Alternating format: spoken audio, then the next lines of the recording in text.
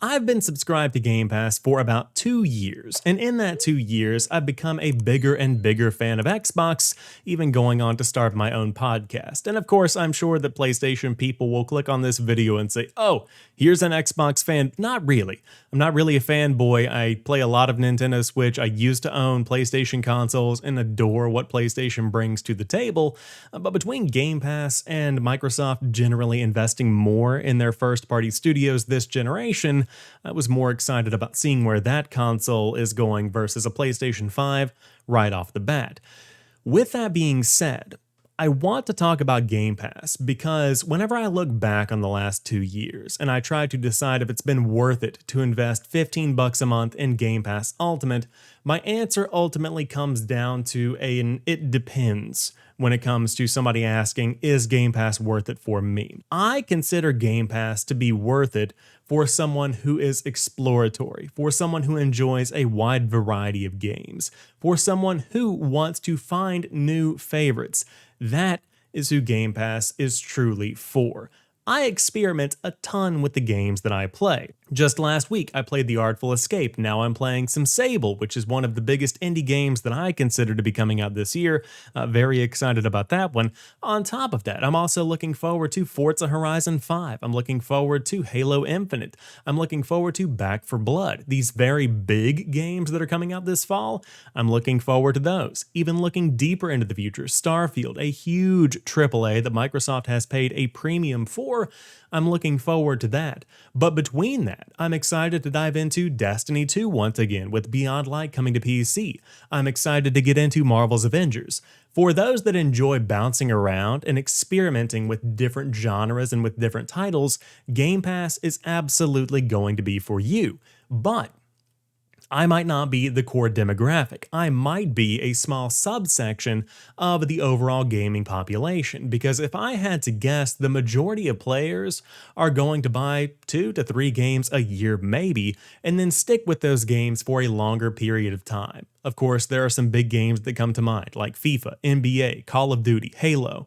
Those are the games that people come back to year after year and continue to invest in. Battlefield, Madden, these are games that people know and love and respect. And so, if you are a player that knows what they want, if you are a player that comes to play games for a specific experience, if you are a player that comes for annualized franchises, then Game Pass may not be for you. And that's perfectly okay, because you, yes, you, know what you want. I don't know what I want. I'm open to a lot of different suggestions. I'm open to new experiences. And so that's why Game Pass is a good fit for me. But for those that might be deeply ingrained in Call of Duty, for those that are looking forward to buying Battlefield 2042 and putting hundreds of hours into it, for those that are interested in playing the next NBA until the following NBA comes out, Game Pass might not be for you, and that's perfectly okay. But what I will say is that one thing I've realized with Xbox Game Pass is that you don't have to play every single game, and you don't have to enjoy every single game. And that's something that's been difficult for me to come to terms with, because in the past, whenever I was spending $180 a year and buying 3 individual games, I felt like I had to wring those games dry. And you can still do that with Xbox Game Pass and get an incredible amount of value out of each game that you play. But with so many games coming and going in Xbox Game Pass, number one, for someone who works a full-time job, has hobbies like this, enjoys spending time with friends and family, that's a bit difficult. For instance, right now, I'm playing and enjoying Origami 2. Will I finish it? Probably not, if I'm being honest, just because I don't have the time to. Other games are coming out. That doesn't mean that Origami 2 is not good. That simply means that I don't have time to see it through to completion, and that's an issue with my schedule and my life. Whereas somebody else who is a Game Pass subscriber might fall in love with this game and finish it through and through, maybe even buy it before it leaves Game Pass, inevitably, because all games eventually do outside of those first-party games. So with all of this being considered, is Game Pass a good value for you?